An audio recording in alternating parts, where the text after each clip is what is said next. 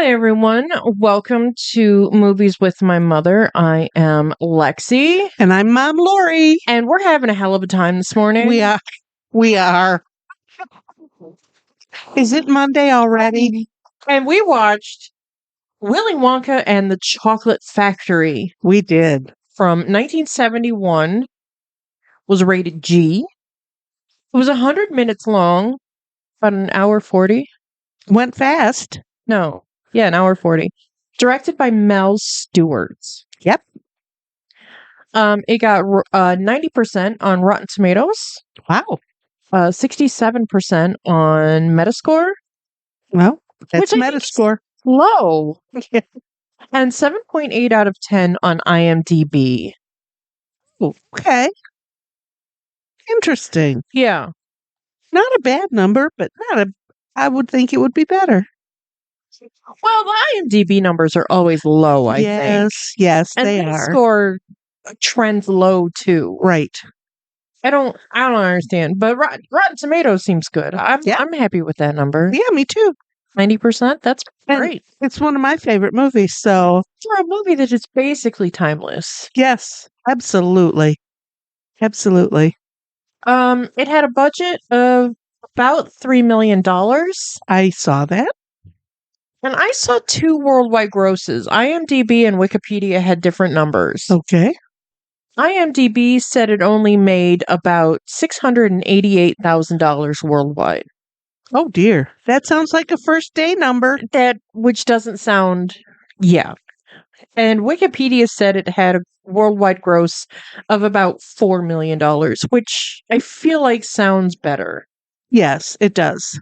Because this was before, the big budget, big profit movies. Right. 1971. Yeah. Movies were cheaper. Yeah. Families were still going to drive-in theaters. Yeah. So $4 million sounds right.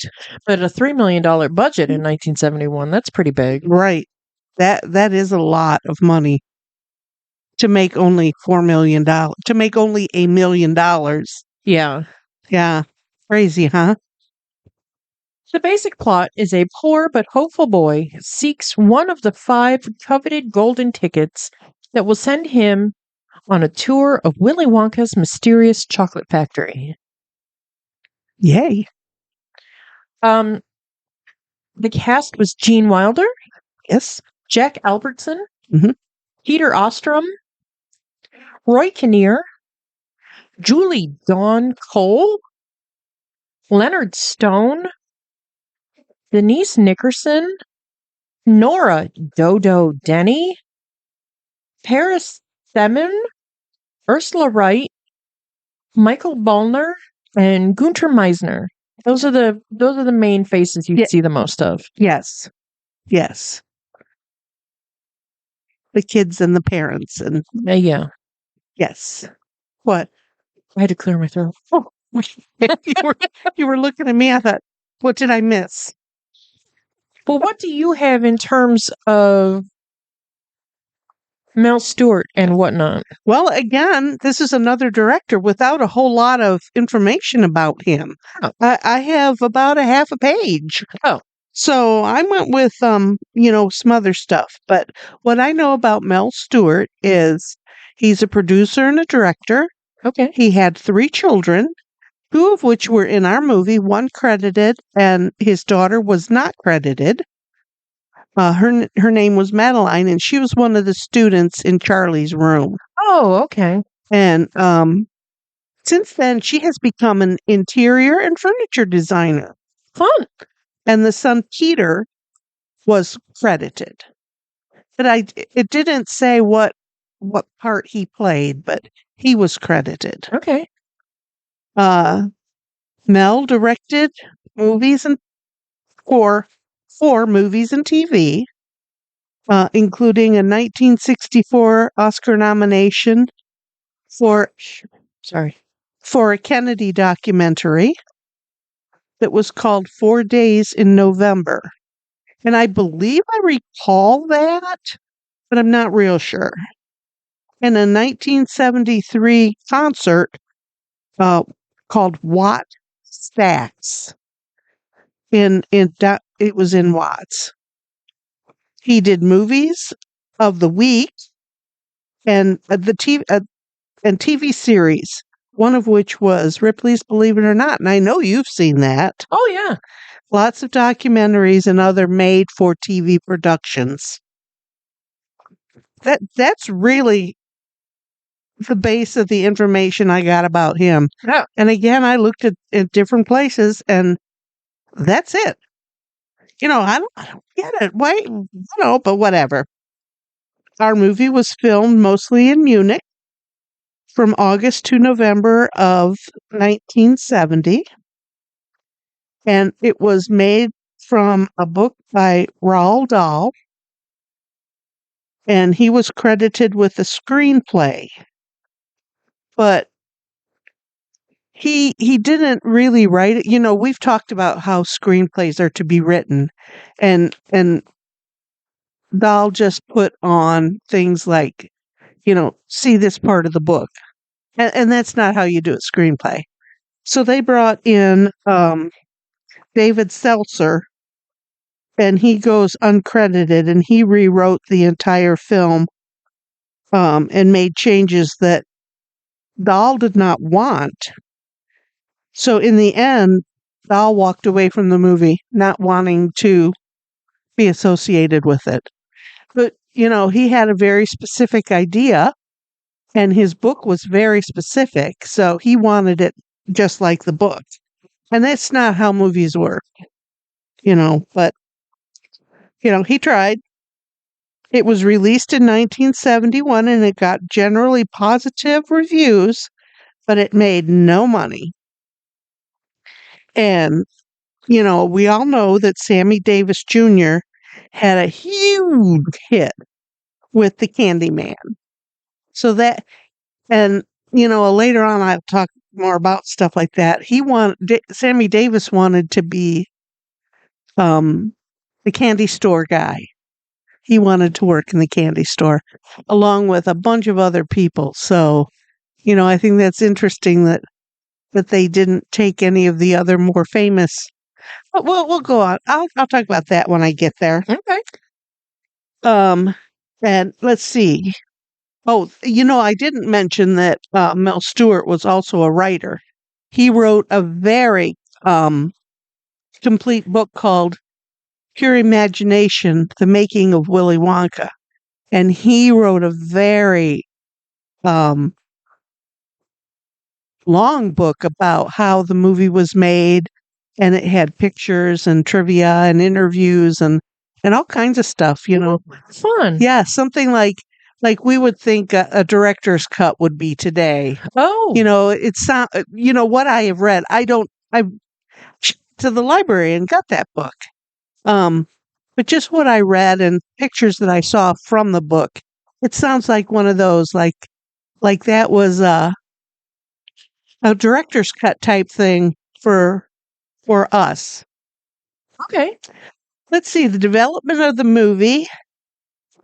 It started, how it came about that Stewart wanted to make this movie is his daughter Melanie, the girl that we talked about. Okay. She was 10 years old at the time, and she had read Roald Dahl's book. And she asked her dad if he would make that movie because she loved that book so much. And that's how she got to be a student in Charlie's class. And one of the producers, David L. Wolpler,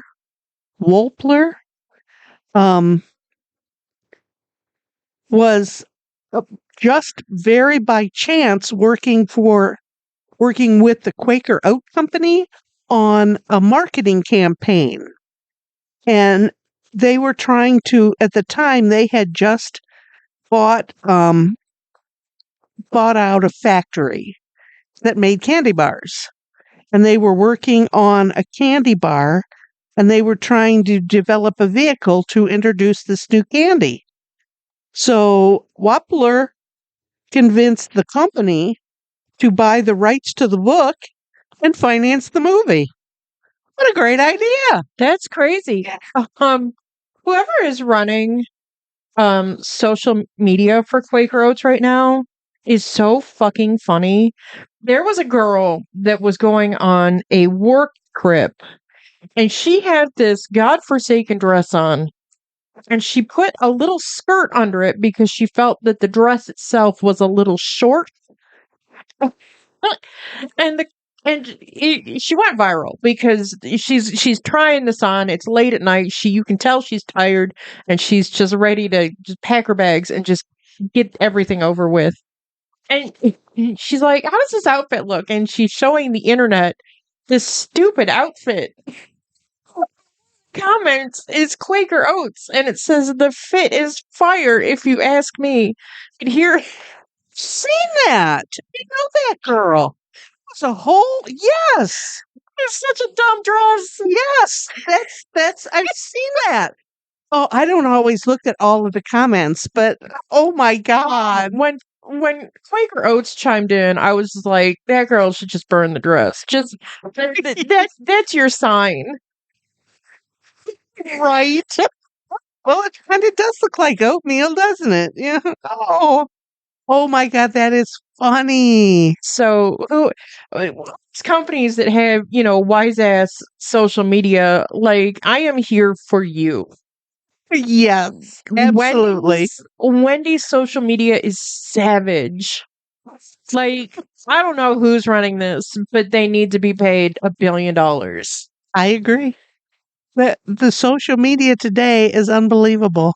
The Quaker Oats. Quaker Oats, go figure. And that it would be something that you would think about while we're watching this movie. Who knew that Quaker Oats was involved? Right. That's funny. Because that's a big operation. Yeah, it is. And, whatever. Okay, back to the writing of this movie. Roald Dahl did the screenplay, like I said, but it was really it was really just an outline because it directed you to look at the book, and that's not, we've talked many times about how specific it is to write a screenplay, and he just didn't get it, and I think his nose was a little bit out of joint when they brought that other guy in to rewrite it. Oh. And how David Seltzer got involved is our guy Mel Stewart said he would produce his next film for him. So that's how he got him to come on to the project and do his thing. Oh. Because it really, it talked about credibility and stuff and how important that is. And yeah, we know that. We've read about that. We've learned that. So, Dahl was just not happy with it, and he just went about his stuff and said, "I don't want to be involved anymore," and kind of walked away. So, I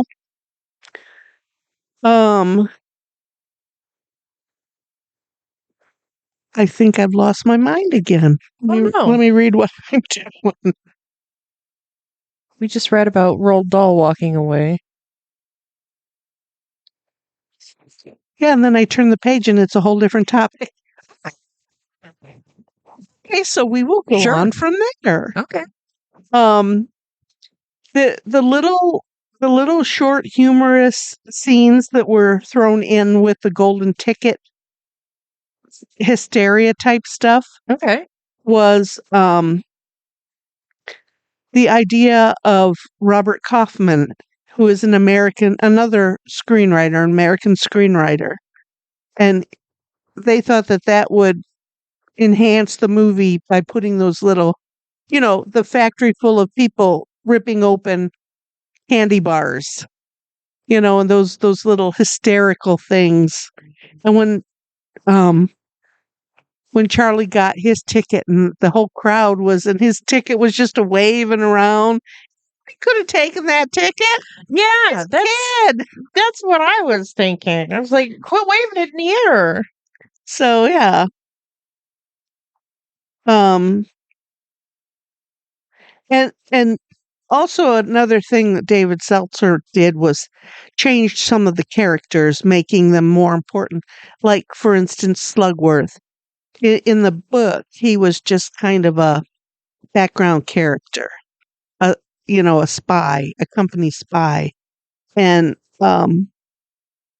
Charlie and his grandparents, and things like that. They changed the story more to fit the movie, to make the movie more interesting. Like, for instance, the father. There was a father in the book, but there was no father in the movie. That kind of would have defeated the storyline. Here's this poor woman, and we're all assuming she's a widowed woman with a child, and these four elderly people that she has to take care of. So some of that was made for the movie. And you talked about the squirrels. Instead of having squirrels in the movie, which the squirrels were in the book. Okay. And they're also in the other movie. They're in the other movie. That's Right. what I was thinking of when I was Right. thinking the squirrels. It was changed to the goose that laid the golden egg. Okay. Because how do you get a squirrel in the factory? You know what I mean? It would be weird. And they could just put those geese up there. Well, yeah, I think it would be easier to build and operate a large goose than it would to be a squirrel, Correct. a small rodent. Right. It moved the movie better than a squirrel would. Yeah. Like in the book. In the book, you can, all those words that you could use to describe a squirrel are, unnumbered, but it's not the same on film. Right. So they went with the geese, and I think that worked out real well. Yeah. And also the ending was done on the fly because, after the movie had started, David Seltzer went on vacation. Oh. Because he was exhausted from the whole thing. And at the very end, when they were trying to wrap the whole movie up, they couldn't do it with what had been written. And they were calling him to help him to help them finish the movie in a better way than he had written originally. And it was one of those, he went to this cabin that was out in the woods away, and for some reason he was on a walk and he heard a phone ringing. And he looked up, and there on the telephone pole was a phone. And he answered it. Kind of Green Acres My God. type thing. This phone was just on this phone pole, and he answered it for some reason, and it was for him. My God. That's terrifying. Just the craziest thing you've ever heard. I've seen that Green Acres with her up on she climbed up to the top of the telephone pole to talk on the phone. But, apparently it was just there on the phone.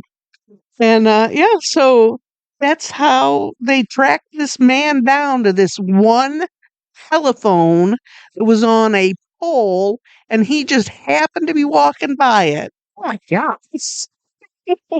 So that's how they got him, so they could, do a little powwow to get the movie finished. What do you feel surveilled?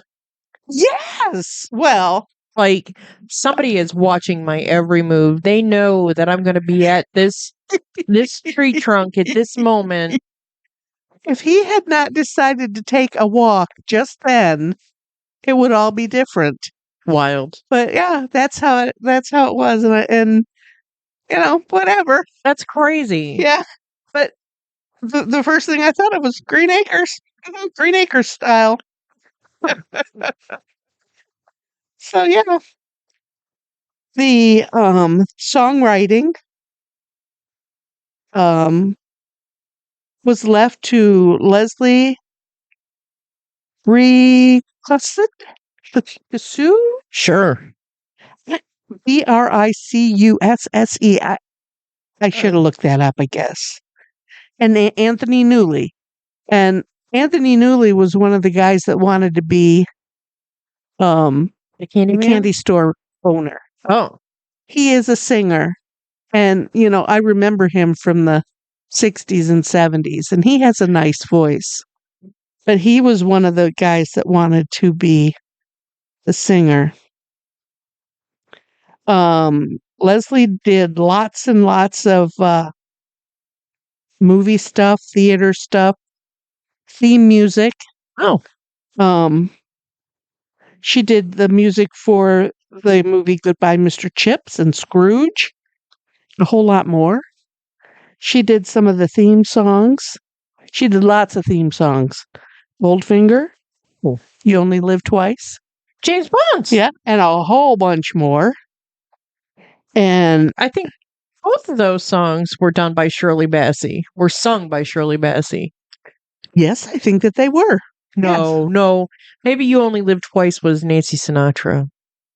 Anyways, I'm going to have to go home and listen to those. Goldfinger was definitely Shirley Bassey. Yes. And Anthony Newley had a dozen hit singles in the UK. He was an actor, director, comedian, singer, composer. He had done songs for Nina Simone, Barbra Streisand, Michael Bublé.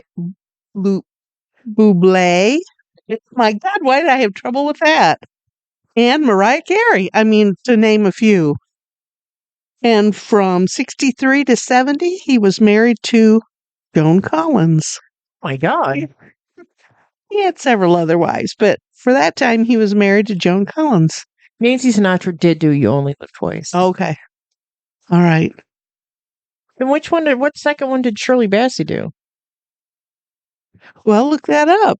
Shirley Bassey Bond songs. She did Goldfinger, Diamonds Are Forever, and yes. Moonraker.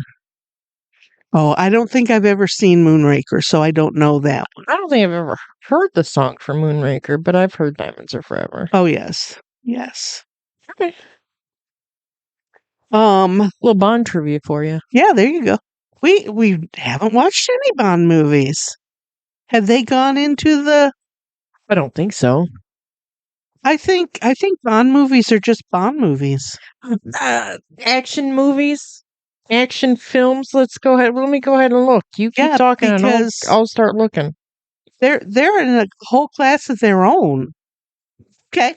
Let's look up You Only Live Twice. There you go. Shut up. Fuck you. Listen, it's just a phone, Lex. It won't answer you back. Well, it needs to. Nope. You Only Live Twice is not. Let's see about Dr. No. There was lots and lots of controversy all over this movie. Oh, really? People didn't like the title of the movie. Oh. They didn't like the way they had the Oompa Loompas. They didn't like. There was just a lot of controversy, and some of the groups that were pressing for change were from the NAACP. Vietnam War protesters groups. Some of those people didn't like this movie. Vietnam War? Yes. Okay. Why? People that protested against the Vietnam War didn't like this movie. I don't know. Well, I mean, is it because we're supposed to take the Oompa Loompas as other peoples? Like, we're not supposed to look at them as human beings. We're supposed to look at them as other. Yes, I would think that would be. And at that time, in a lot of places, anybody but white people were other. Right. Oh, well, that makes more sense. So that would be why the NAACP is involved. Right. And as we watch this, there's nothing offensive about this movie. Well, you do have to wonder what they're getting paid. Are you guys just working for room and board? Like, what? Oh, no. I'm here. Sure, they were paid as actors. No, I'm talking about the Oompa Loompas themselves. Yeah, I would think that they would have been paid the same. I mean, the union is not new to the movie industry. So I would think that they would get paid just like other actors. I'm not talking about the little people actors. I'm talking about the actual Oompa Loompas in Willy Wonka's factory. The actual guys making the candy. in the movie. I think you're taking it too literal. You're making a They were face. actors. No, they weren't. But Oompa Loompas, I think we're supposed to wonder about. Well, he says he acquired them from a secret island. Right. He secretly acquired them from a secret island. Right. What do they? Do they get to go? Do they get days off? Oh, I understand what you're saying now. Are they working for room and board? What is going on? And what the hell is going on outside? What is that? I don't know. Did the tuba group just drive by? Yeah. Oh, that's what I'm talking about. Like, was there a labor union for the Oompa Loompas? I think you're taking this too literally. Was somebody in the background, cracking a whip on these Oompa Loompas to make more were candy? just acting. No, not them. I'm sure the little people were well taken care of because I read that they just caroused. They just drank and caroused. Little people making candy. Well, then explain the Oompa Loompas. What the hell were they? They were actors. Wait, like theme park actors? Yes. I don't think so. They were people from all over Europe. They were short stature people from all over Europe that came together to be the Oompa Loompas. We are not talking about the same thing. You are talking about the actors. I am talking about the people they are portraying. I don't think they're really portraying real people. I think this was all in Roald Dahl's head. But I've got questions. And apparently I cannot answer them. Like, how are they getting paid? Are they getting paid in chocolate bars? Well, now I wouldn't mind that at all. My waist would.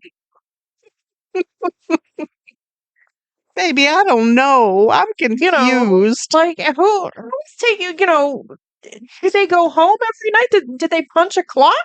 I'm going to say yes. Because I have no idea. I've got questions. Okay. Was this slave labor involved? Is this the transatlantic slave that only dealt with small statured people from a weird island that get eaten by wang doodles? Oh my god. Okay. I need to know. Well, I think because this was a legitimate movie, everyone was treated fairly. Oh, yeah, I read that the actors had a blast. Partying every day. Hell yeah. Absolutely. I would. Somebody brought me across the country to taking a limo to a bar to act a fool, to get a limo ride back home. Shit. Okay with that. Hell yeah. That would not be a problem with me. Oh. So you're with a whole group of dissidents that wanted to know the real reason why. I've got questions. Okay. And I don't think Wonka wants to answer those questions. I'm pretty sure not. Because there was really no Wonka. It's really nobody. It's pretend. I hate to break this to you, my love. That's fine, but I need to know how the sausage is made.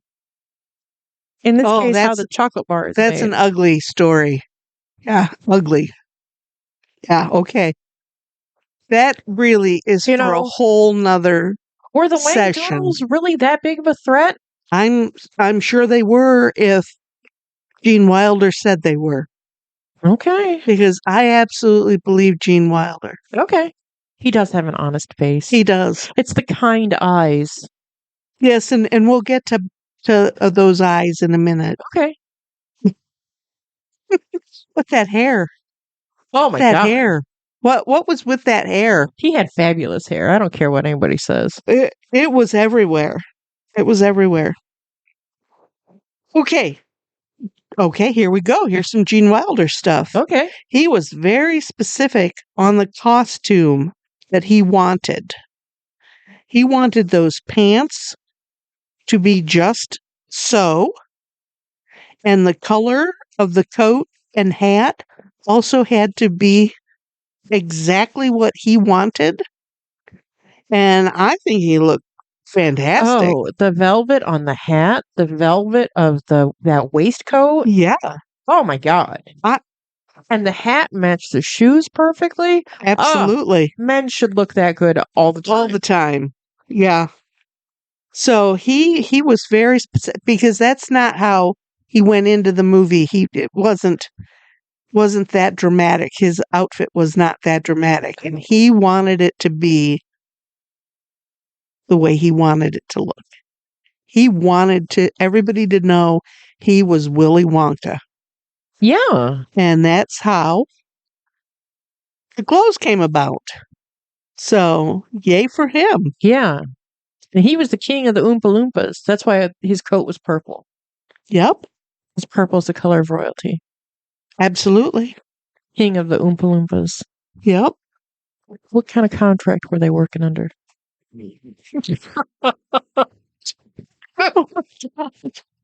It was standard issue SAG. yes.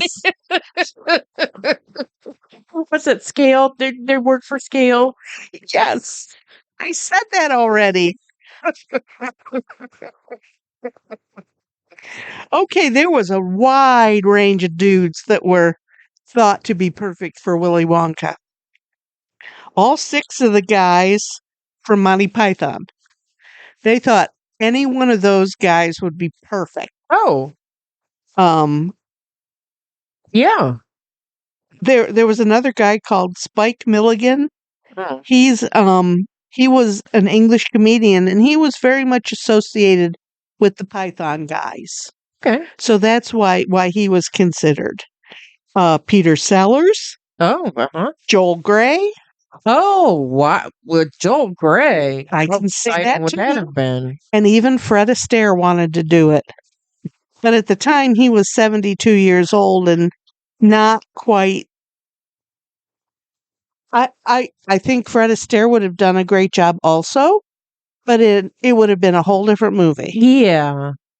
Peter Sellers, I think, would have done a great job. I think it would have been a whole different movie. Yeah. Same with Joel Grey. It would not have been this movie. No. Because so much of the Willy Wonka we see in this was pure Gene Wilder. Huh. So when they started out the editions and they went through the whole list of people, and on the last day, in walks Gene Wilder, and everybody sat back and said, "This is it. He's the one." They said everything about Wilder was right before he accepted the part. So he set up that first appearance that I said for you to watch, pay attention to. Uh-huh. He set that up so that he would assure that no one in the movie would know whether he was telling the truth or lying. Oh, yeah, of course. He did that so that everyone was left on edge. That poor walking stick. But yeah, they knew instantly that he was going to be perfect for the part. Gene Wilder is just fantastic in everything that he does. Yeah, he's a whole different animal. Like, I don't think I've ever seen a bad Gene Wilder movie. And everything you see is so different. Yeah. You know, he's just so different that he's so versatile. And he has that face that you can't not look at. Yeah. And that hair. That crazy hair. And he had that hair until he died. He looked great. I know. As an old man. Yep. And also, like I said, a lot of famous people wanted to play Bill, the candy store owner. And it was Sammy Davis Jr. who made that song a huge hit. Yeah. So, yeah, I think that's crazy that so many people wanted to be that one little part. But I think everybody knew that this would be that movie, and they wanted to be a part of it. I can see that. Sure. Principal photography, as I said, started in August of 70 and ended in November of 70. Okay. There were locations all over America, or all of the locations were out of America because of the costs. Oh, yeah. Everything was just too expensive that time. The fancy rooms and the chocolate factory were all at the stuff that really was making of the movie was all at the Bavarian studio in Munich, Germany. And this is the same studio that Alfred Hitchcock did his first movie at. Orson Welles did several movies there, and The Sound of Music and Cabaret were both done there. Oh, wow. Speaking of Joel Grey. Yeah. So this Bavarian studio was very important to the making of movies, apparently. God, Cabaret is a movie that'll just hurt your heart. Yes. Yes. Oh, such a good movie. The factory was the gasworks of Stedwork. Charlie's home was a specific built set at the studio. Okay. The school was in Munich. The outside of the school was in Munich. And also the candy shop. Okay. So, all very interesting stuff. Yeah. I found everything I read really interesting. Well, how exciting. Yep. Most of the trivia was in fucking paragraph form, which you know that I hate. Yes. So I only wrote down like a page and some worth of little trivia that wasn't 7 paragraphs long. So here's what I wrote down, and then I'll jump back to the phone because I can't be bothered to write paragraphs. Okay.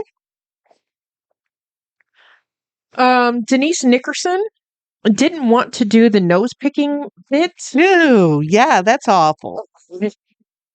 She's like, oh, that's a bad habit. And Willy Wonka's looking at her picking her nose. He's like, there are worse ones. But she didn't want to do it because she had a crush on Peter Ostrom, and she didn't want to embarrass herself by having her finger up her nose. Oh.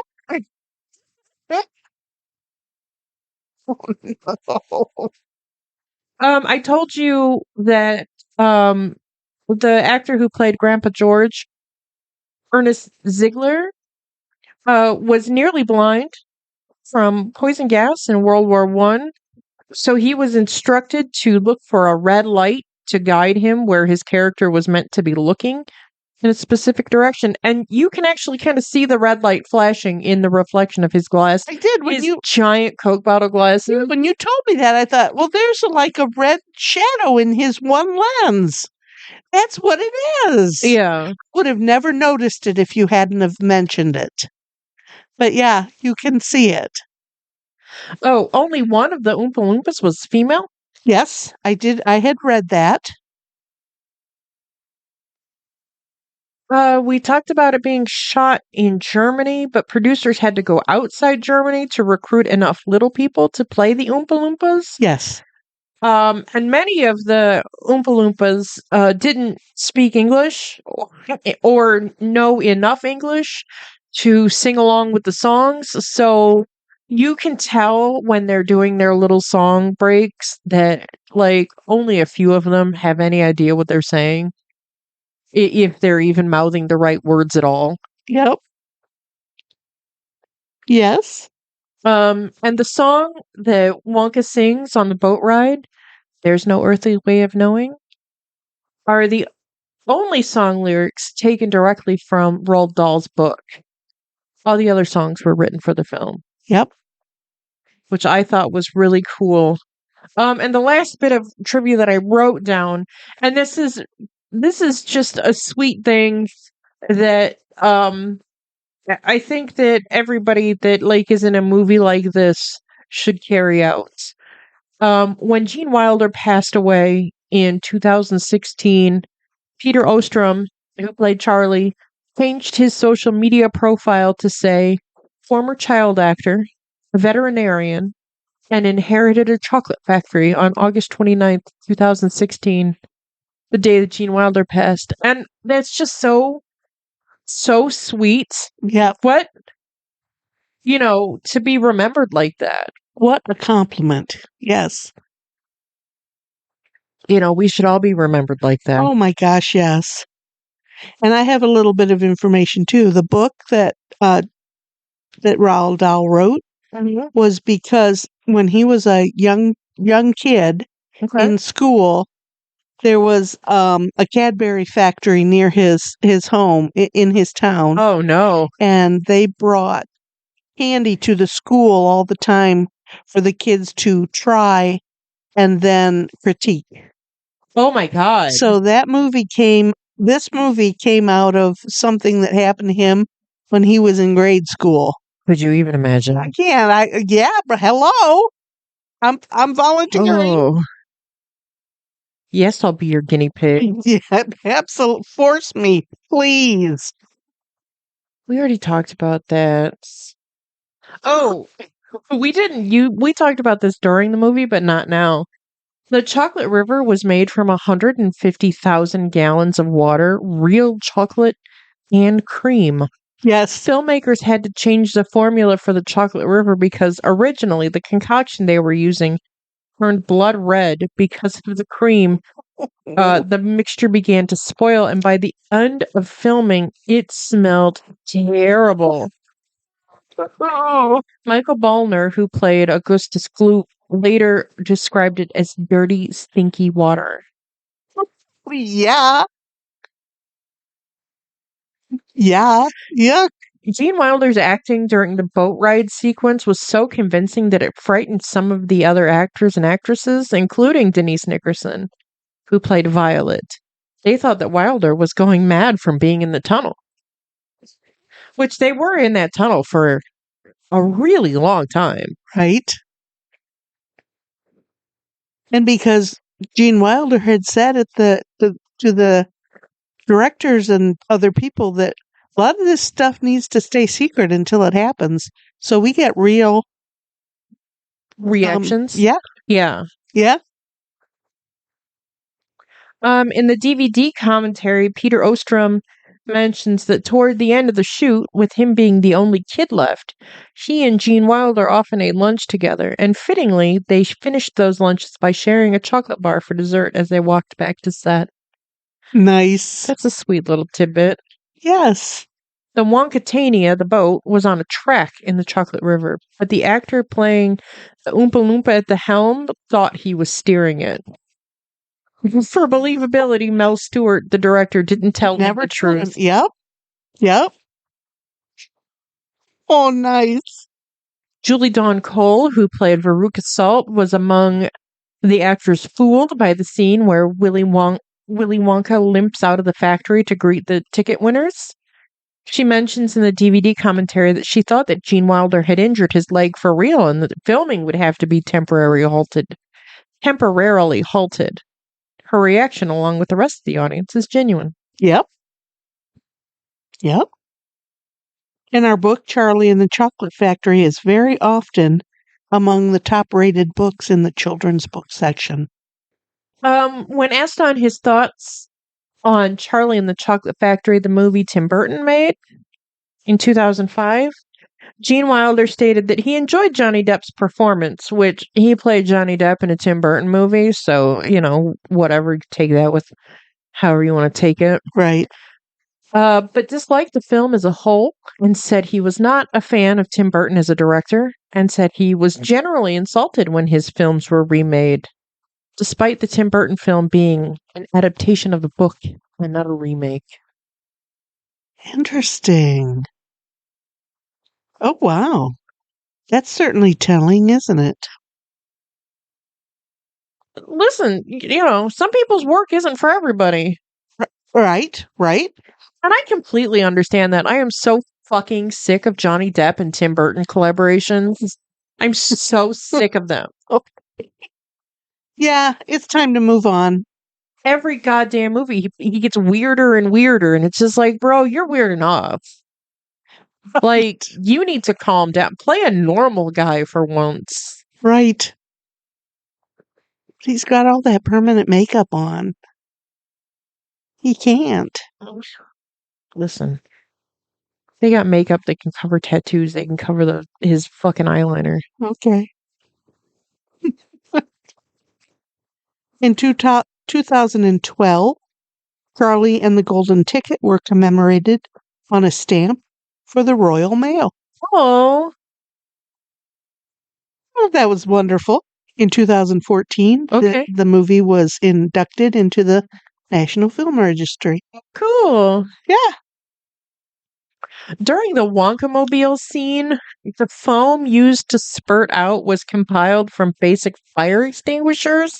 Oh, But what was unknown to the cast and crew was that the foam itself was a potent skin irritant.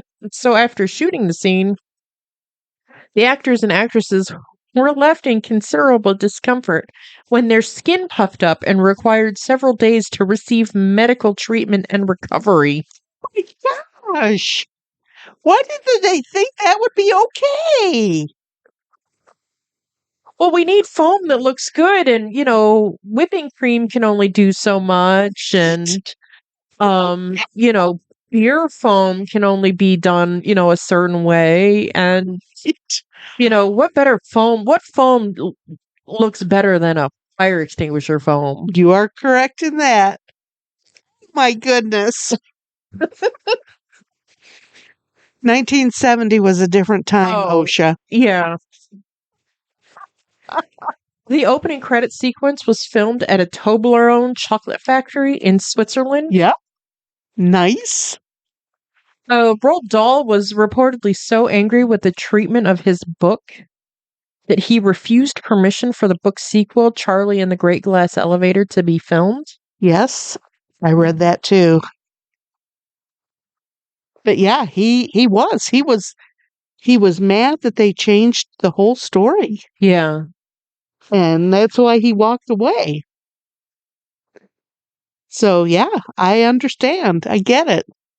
When he's leading the people into the inventing room, and he's speaking German, they go on to say that he did a very good pronunciation of all the German words, and the speech translates to, "Ladies and gentlemen, please give me your attention. You now come into the most interesting room of my factory, the most secret room at the same time. Ladies and gentlemen, the inventing room." Cool. Michael Goodlife's line, "Not till you're 12, son," took over 40 takes to film. When Mike TV said he can't get a gun till he's 12. Right. Yeah. When he wanted a gun, he's shooting at the TV with the little cap pistol. Oh my goodness. Yeah, that was the other thing that the Veruca Salt thing took 32 takes. What the heck? I don't know. What went wrong? I don't know. There's a bunch more, but Nothing that's striking you as no. this needs to be said. This is just a nice movie. This has been a good standby movie that you can turn on and it's okay. Listen, for a kids movie from the 70s, this is great. Yeah. It's still great. It is. Because who doesn't want to ride in a boat down a chocolate river? I'm raising my hand. Yeah, I also want to do that. And who doesn't want to shoot up into the air and go across and see everything? How many people get in planes every day and look down? Yeah. It's cool. I want to meet an Oompa Loompa. Oh no, don't start. I want to meet a Wang Doodle. Well, they're on that island. He didn't bring any of them. He saved the Oompa Loompas from the Wang Doodle. Yeah, but I want to meet one anyways. Well, you'll have to go to the island. Listen, there's this thing on TikTok where this little tiny woman is like, have you ever seen a horror movie and think, could take the bad guy?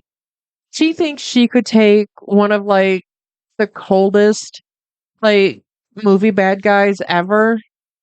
And I'm just like, what? You're a lunchable to that killer. Like, what are you talking about?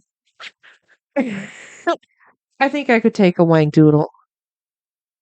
Oh my. Okay. I believe you, honey. Okay. I absolutely believe you. Because I'm bigger than an Oompa Loompa. Yes. But, I could do it. how many times has Blythe taken your eye out? Well, that's because I wasn't trying to hurt her, but she was trying to murder me. Well, yes. Because I knew that if I hurt her, I would get murdered. So do you think you could do that to a Wang Doodle? Yes, because, I don't give a shit about a Wang Doodle. Oh, okay. I do give a shit about getting yelled at. All right. All right. You don't think I'd yell at you for beating up a Wang Doodle? No, because if it's trying to eat people, Okay. I'd be doing the world a favor. Yes, you would. How thoughtful of you. I'm a humanitarian. I understand that.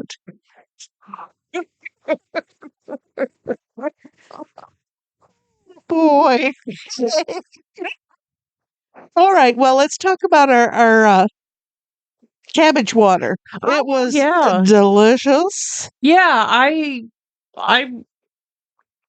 tried. I've never made like a boiled dinner. So I made a boiled dinner. It's got cabbage and carrots and corn and sausage and Well, for your first effort, you did a good job. yeah, I think it was good. It tasted like every boiled dinner I've ever had. Cabbage, carrots, potato. Did you put any potatoes? Old Bay in there?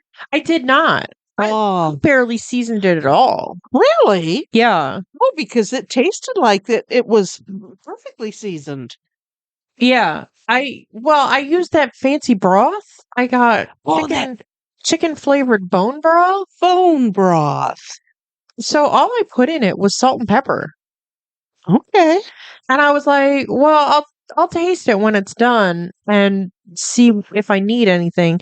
But the way it smelled, I was just like, I'm not putting anything else in there. No, because everything you put in there has all that flavor. Carrots, cabbage, sausage.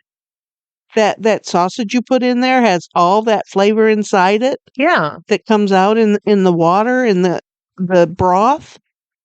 No, it was delicious. You did not need to put anything else in there at all. I thought it tasted very good. Yeah, I think it was. I think for never having made something like that before, I definitely next time I do something like I will use loose corn, not corn cobs. Oh, you didn't like trying to peel the corn off the cob? No, it was really hot. Oh, yes. And it was really messy. You were going to use I was going to use loose corn. And then you changed your mind. Yeah. You wanted it to look aesthetically pleasing. Yeah, I wanted to look a certain way. And then it's just like, I can't, with the way my teeth are, I can't eat corn off the cob. Okay. What are you doing?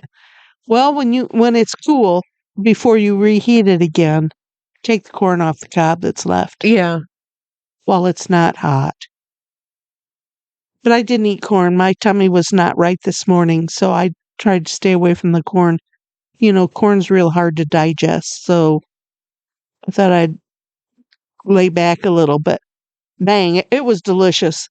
And you made little crescent rolls. They were delicious. Oh, yeah. It was a fine, fine meal. And you can make that again, and, I'm sure you'd enjoy it just as much. But get this, like you said, get the Stanley's kielbasa. That would change it. That would change it a lot. Yeah, and I didn't even use like one of those Polska kielbasa, pre-cooked sausages. I got a turkey rope sausage. Yeah. And that's what I used. And it was fine. It was fine. It would, the only difference if you made it with kielbasa, it would taste differently. Yeah. Because that kielbasa and the sausage that you use is nothing to be compared. Right. but I thought it was delicious. Yeah. It tasted very good. I just don't know how I feel about like a loose casing like that. You know?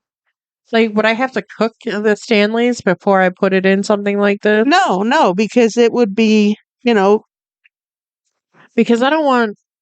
you've got to cook that cabbage for half hour, 45 minutes at least, Yeah. and that would cook the kielbasa too. Yeah, but I don't want loose casing in my. I understand. I So don't stick like with that. what you use. Those sausages are just fine. Yeah, I thought so. Oh, it tasted fine. It was delicious. I haven't had boiled dinner in a billion years, and I feel like it tasted good. Yeah. I threw an onion. I mushed up an onion and threw it in there, and I squeezed some minced garlic in there. You know, you can get a big squeeze bottle of minced garlic now. Oh, yeah. Yeah. You know what? Do it. Somebody shouldn't have told me about that. Been using that in everything.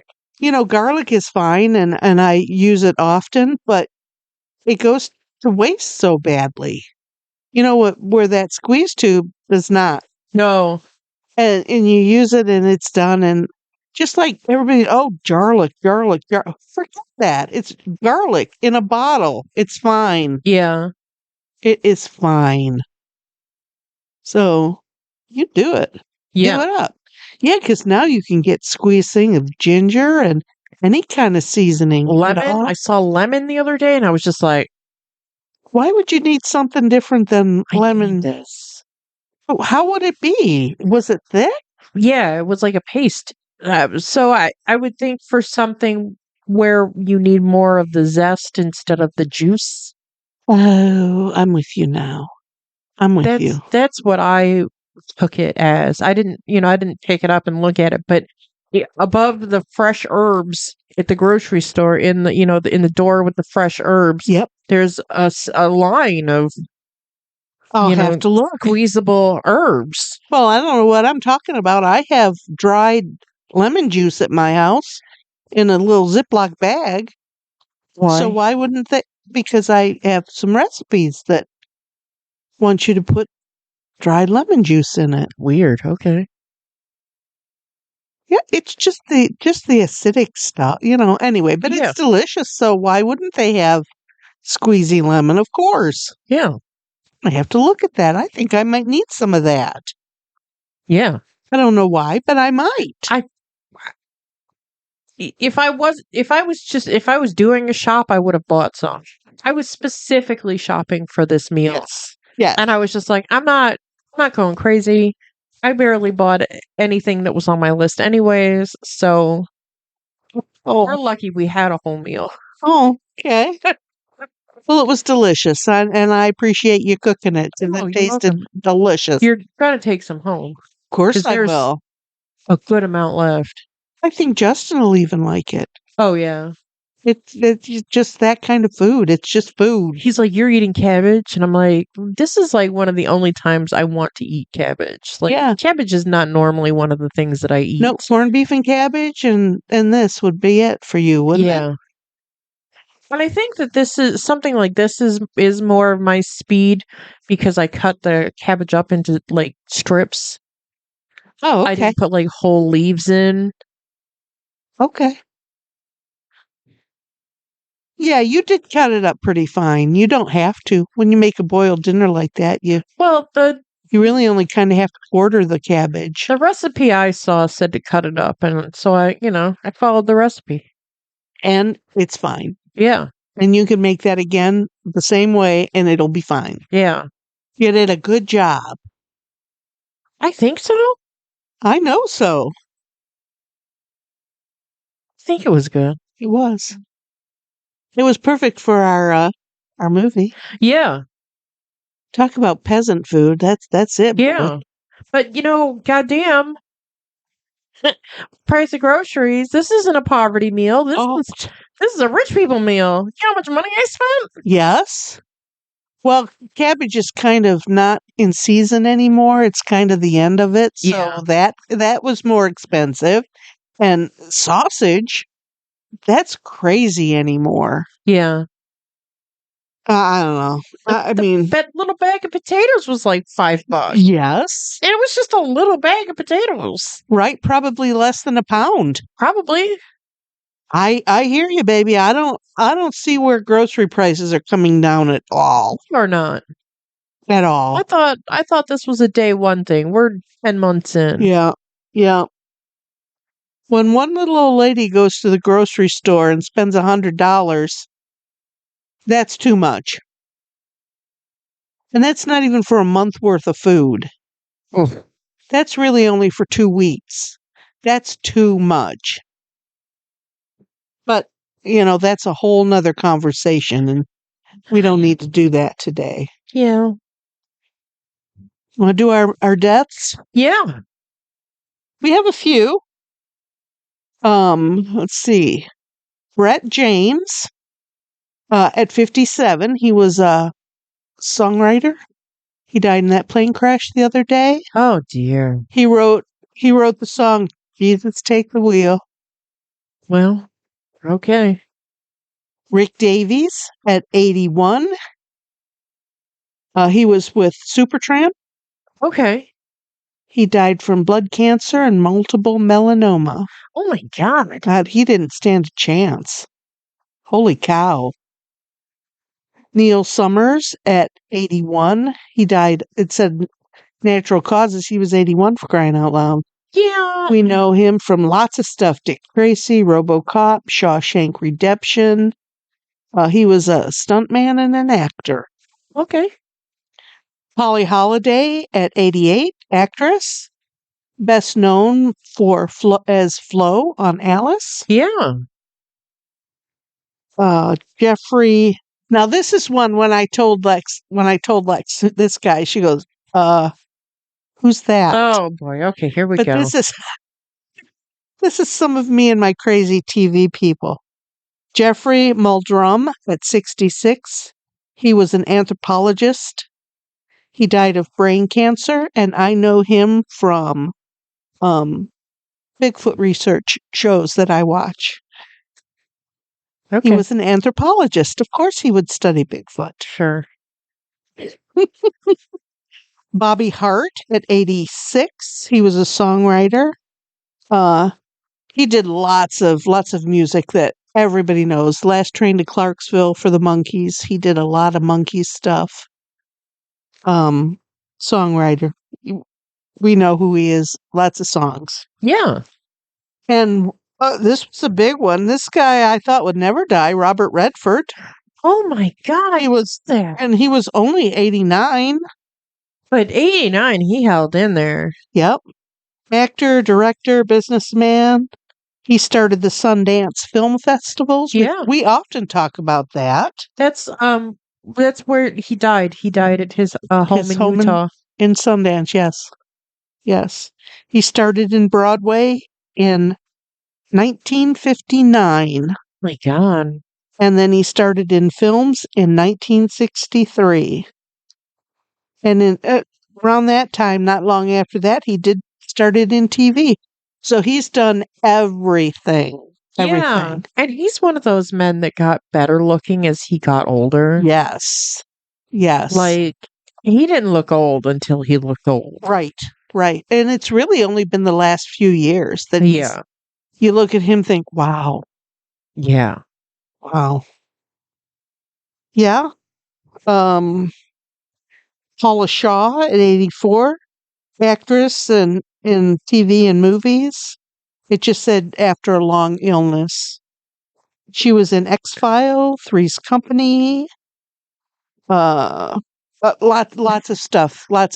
Horror fans will remember her as playing Pamela Voorhees in Flashback in Friday the 13th Part 2, where Jason is the bad guy. Okay. In the sack mask. You've seen it.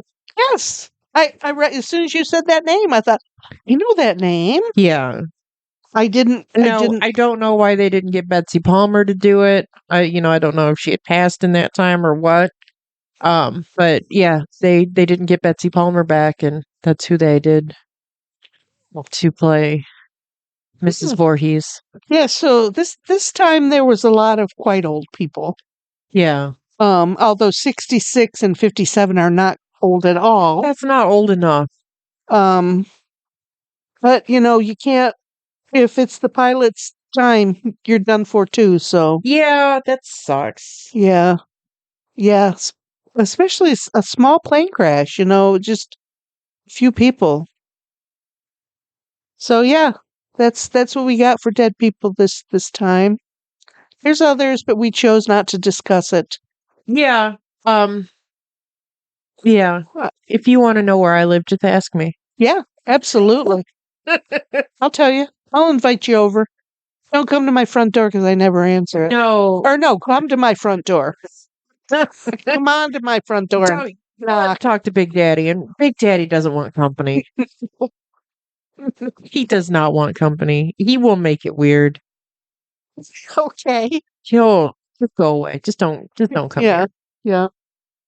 So yeah, that's but I really, really enjoy this movie, and I'm glad we did this as one of our favorites.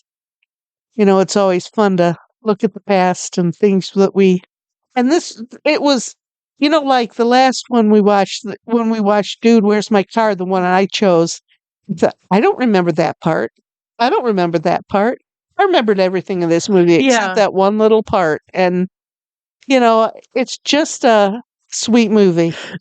Because this is a classic. I think Dude, Where's My Car is just one of those movies that you've seen a few times and it sticks in my head. But this is a classic. Yeah. This is something that you'd take to your grave because it's a sweet movie. Yep, absolutely. And you don't know if it's going to have a sad ending because it starts out as having a sad ending. Right. Absolutely. You just never suspect that he's going to be the one that wins because of his honesty. Yeah. Because right there at the very ending, Gramps said, "Let's give that to Slugsworth." And that little boy, out of the goodness of his heart, said, "I can't do this," and gives the candy back. Everybody wants their child to be that child. Yeah. Every parent. But it's a wonderful movie, and it's entertaining, and it's really fun to watch if you're not overthinking it, Alexis. I just need to know that the workers, the Oompa Loompas working in Willy Wonka's factory were taken care of. There is no factory. There might be. Okay, there is. There is. And they are being taken care of because Willy Wonka's a good man. Okay. No, I don't know if I necessarily believe that, but okay. Okay, he had great hair. He had great hair. Gene Wilder had great hair until the end. Did. And he had those eyes. I really liked Gene Wilder. I thought he was wonderful. So, yeah. So there. Yeah, what else is going on? Oh, nothing. Cardi B put out her sophomore album finally. Yes, and you were not happy what Spotify did to it? To you? I'm sure it was a personal offense to you, Alexis. It was. Because I went back to re-listen to it, and I re-listened to it, and the unedited tracks were there. What? But at 4 a.m. Friday morning, 4 hours after release, Spotify only had the edited tracks available. And can you listen to a Cardi B song that's edited? I don't think so. I don't think so either. Just hearing her on the trial in the news, the little snippets that wow. Language. She's from New York, and wow. She apparently is from a neighborhood where you have to be tough. Okay. So, if somebody gets in your face, get the fuck out of my face. Yep. I understand that. I get it. I get it too. I get it. And as a person with somebody always in her face, I would only be saying that. Okay. All right. But you enjoyed it? Oh, the album's bomb. The whole thing. Good. So good. Can't say I've ever heard anything she's done. Oh. I'm not a radio listener anymore. The main single that has already dropped, well, the first single that dropped outside, was a response to her hopefully soon to be ex-husband. That man just will not let her go. Ugh. And he needs to, because he's just a piece of shit. And it's great. It gets sexual real fast, but it's a great song. It's a bop. And like, how many fun summer songs do we get? Not many. Nope. Not at all. Nice. And she's got diss tracks on this album, and they are fucking vicious. Oh my god, one woman had the audacity to talk about Cardi B's kids. Oh. And Cardi B was just like, "Oh, you want to talk about my kids? Let's talk about you." Oh. Yeah. And she went for the jugular. As she should. These children, you don't talk about the children. No, just, it's none of your business. And, to even pretend that you have enough clout to go there, right, is wild to me. Oh my goodness. Especially somebody like Cardi, who might not say anything at first. She'll say something eventually, and you don't want her to say anything. No. Because she's mean. Yeah. That's my understanding. And I'm here for it. Like, keep saying dumb shit to Cardi B so she can put out fucking bomb songs. Hey. I'm here for it. Oh my. Okay. Oh, the songs are great. Okay. I'm glad to hear that. That makes you know what? Music makes life better.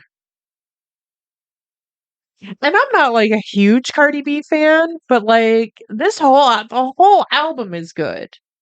That's saying something.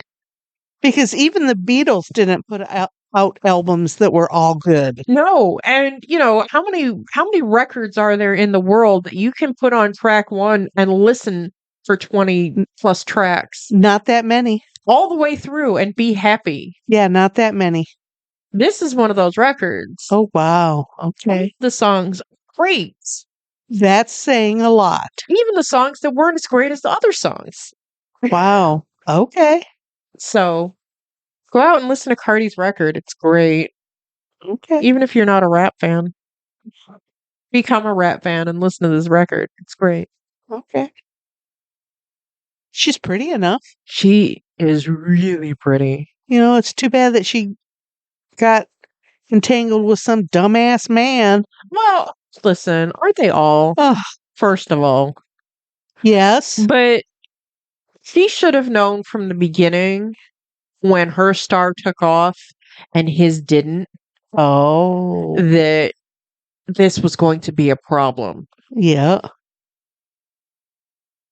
Because he has always been jealous of her success. Oh. Love is blind. You always think it's going to be better. And he has always treated her like he can do better. Oh, well, then feel free to do better. And that's what I say. Let him treat her like that. Well, Lex, there's a lot more involved in leaving a man than just saying, I'm tired of your shit and I'm moving out. I know. Listen, it should be as easy as that. I know it should. It should be. I know it is because it's that easy to get into it. So 100%. Yeah, this is two divorced women sitting here talking like this. I mean, yeah, there's way more. Oh, Lord, what is going on outside Traffic today? Is wild today. The church across the street's bumping. The traffic is wilding. I don't know what's going on. There's a deer this morning when I was talking to my outdoor cats. Yeah. It's been a day. It has been. Well, listen, we're going to talk about what I see outside when I sit outside with the outdoor cats. Oh, good heavens, yes. This morning, I didn't see all of I didn't see them until I heard them. There were deer crossing the street right here in that 100 feet from your porch. on that lady's grass. And I'm like, holy shit. And I didn't hear it until I heard, clickety clack of hooves on concrete. When they stepped onto the street. And I was like, and there were like 5 or 6 deer. Oh my gosh. And most of them were small. I think I only saw one adult size. That doesn't mean there weren't more than one adult size. Right. I mostly saw young looking deer. Oh my God. And I'm like, holy shit. And that was cool. And I got a real brief picture of when they stopped to kind of graze around her grass. And that was really cool. But yesterday I was sitting on the porch with the cats. Here we go. And on one side of my steps is railing and on the other side is my mailbox. So I'm sitting, in the middle of my front steps and I can hear something coming up behind the bushes to the railing. And I can see that it's an animal. Gun to my head, I couldn't have told you what kind of animal it was. I'm like, this is either another cat or a raccoon. I'll see when it gets up closer. It jumped up onto the step inches from my body. And I look down and I see a raccoon face looking up at me. And I said, get out of here. And when I flailed and yelled a bit, it jumped off the step, but it was looking at me but it didn't back up. So I had to hiss at it a few times. And so the cats are looking at me like, what the hell is going on? And I'm like, it's okay. I'm trying to protect you guys. And they're like, I don't know if I want to be around you. And I was like, God damn it. My God. Oh my God. You're just lucky it was not an opossum jumped up there. Because it could have bit It me. would have bit you instead of jumped away. Oh, could you imagine me fighting anything? Oh my On God. my front steps in my bathrobe. As cars are driving by. Yeah, just cars are whizzing past because at 4 a.m, it's the Wild West on my street. Yes. There was a car this morning that I swear was trying to break the sound barrier. Oh my God. Because I heard it coming way before I even saw it. And I was just like, Lord. Jesus, you need to slow down. But you think, you live this is a heavily populated area. Yeah. You don't think that you're going to see wild animals. No. But less than a mile up where Michigan starts, it's not so heavily populated. It's getting there, though. It is, but there's still a little bit more room for the deer and the antelope to play. Yeah. And the raccoons. Now, raccoons are all over city places because there's plenty of food. Yeah. They know how to open your garbage can. They live in the sewer. Yeah, and they know how to open your garbage can so they can eat out of your garbage can. They've got thumbs. Yes. Yeah. So, Yeah. I've seen them jump in and out of the sewer, and Yeah. I'm like, oh, that's terrifying. Oh, But I yes. understand it's warm down there. Right. And everybody's got to live somewhere. Yeah. But oh my But God. yeah, inches from my body was a goddamn raccoon. Not me. First off, I wouldn't be sitting on the porch talking to the outside cats. Oh, well, since, Labor Day weekend, when I heard that huge snarl on my porch, I don't know if it was one of the cats being territorial. I don't know if it was a raccoon coming up trying to flex. I don't know if it was a goddamn werewolf. I don't know what was on my porch. Something happened. So I'm not, when I have time, I'm sitting out there making sure they're okay. Maybe it was a cougar. Or a wildcat. Do they have those here? Oh, I'm sure they do. Yeah, sure. Oh my gosh. Oh, that's funny. So you got to protect your little outside cats. Yes. I know, because they still want to come into your house. Oh my god.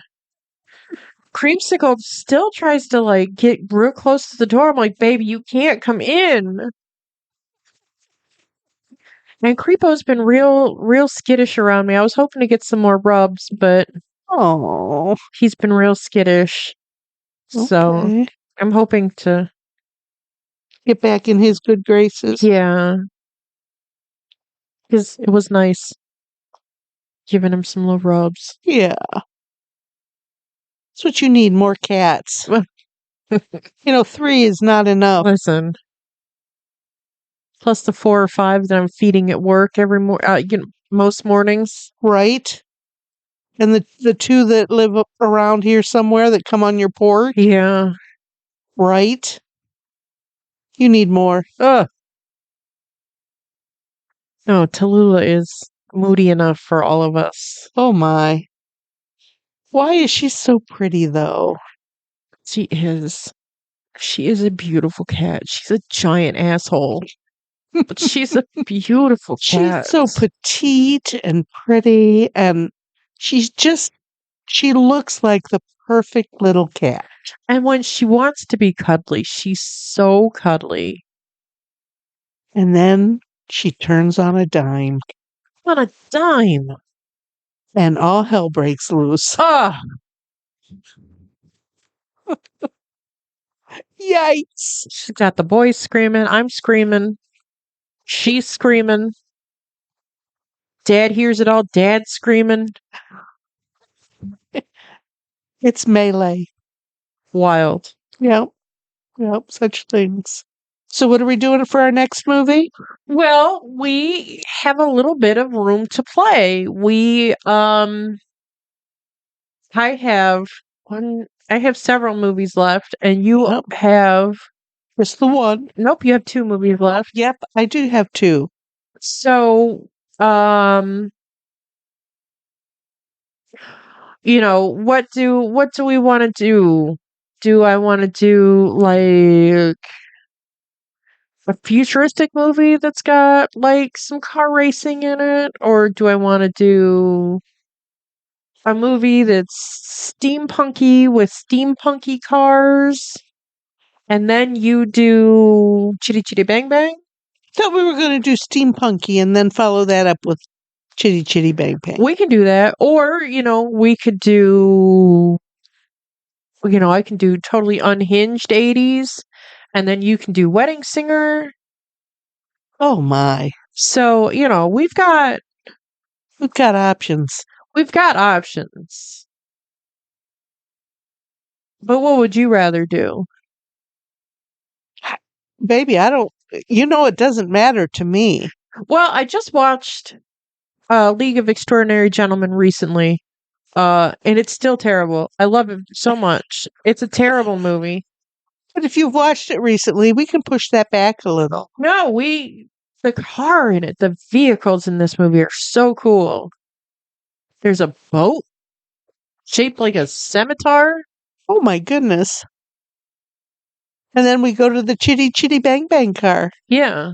Okay, do that. Let's do that. Okay. All right, so it's League of Extraordinary Gentlemen next? Yeah. Oh, I don't have a pen. Oh, here, you can borrow mine. Oh, all right.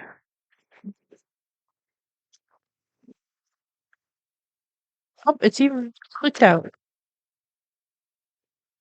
Because, I'll forget by the time I, go to do this. Yeah, by the time you get home. Yeah. What? What movie? What was that we were going to watch? Were you even here today? Not at all. No, I love League of Extraordinary Gentlemen because Peter Wilson is in it. And I loved Peter Wilson on La Femme Nikita in the 90s. Okay. This movie killed Sean Connery's career. And I believe it's directed by the same guy that did Blade. Okay. So we might not have to talk about him too much.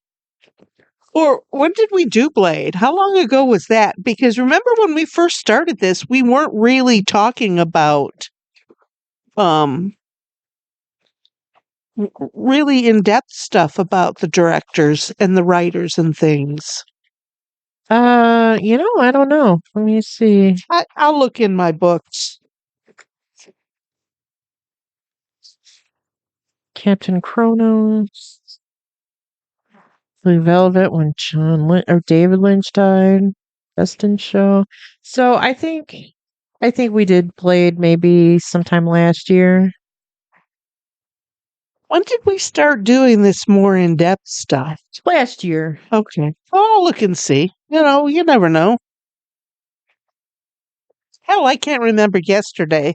We can redo this movie and I'll have to look everything up. You know how it is, but Yeah.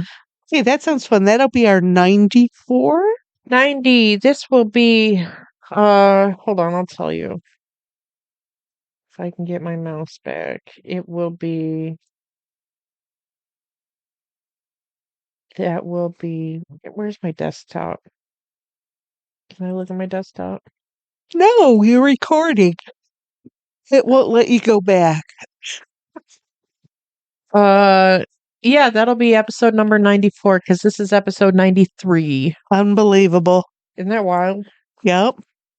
We're making a little traction on YouTube. We're doing well.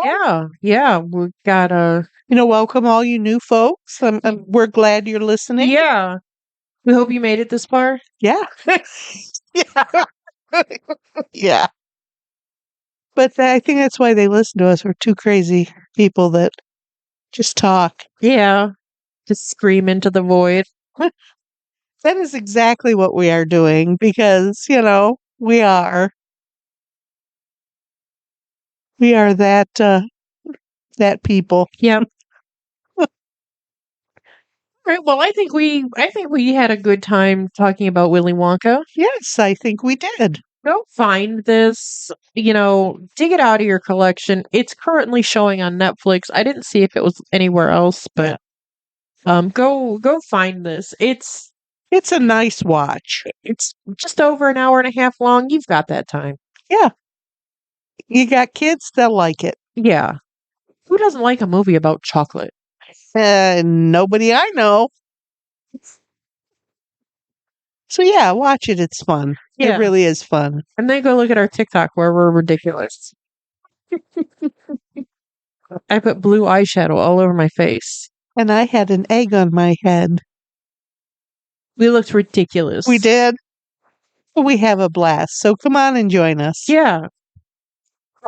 All right. Thank you guys. We'll see you in a couple weeks. All righty. Bye.